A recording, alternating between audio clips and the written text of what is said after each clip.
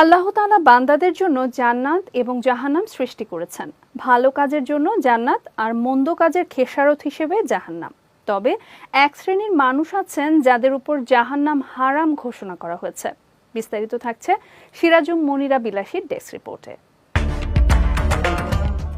হাদিসে উল্লেখ রয়েছে, রাসূলুল্লাহ সাল্লাল্লাহু আলাইহি ওয়াসাল্লাম বলেছেন, তিনটি চোখ জাহান্নামের আগুন দেখবে না।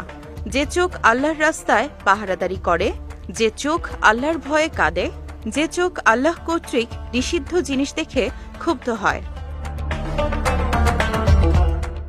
রাসূলুল্লাহ সাল্লাল্লাহু আলাইহি ওয়াসাল্লাম সীমান্ত পাহারা দেওয়ার ফজিলত বর্ণনা করে বলেন, একটি দিন ও রাত আল্লাহর রাস্তায় সীমান্ত পাহারায় নিজেকে নিয়োজিত রাখা 1 মাস দিনে সিয়াম ও রাতে সালাতে দাঁড়িয়ে থাকার চেয়ে উত্তম।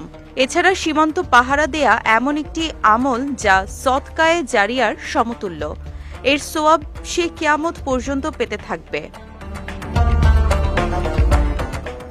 আব্দুর রহমান ইবনে জাবের রাদিয়াল্লাহু তাআলা আনহু থেকে বর্ণিত, রাসূলুল্লাহ সাল্লাল্লাহু আলাইহি ওয়াসাল্লাম বলেছেন, আল্লাহর পথে যে বান্দার দুপা ধুলায় মলিন হয় তাকে জাহান্নামের আগুন স্পর্শ করবে এমন হতে পারে না।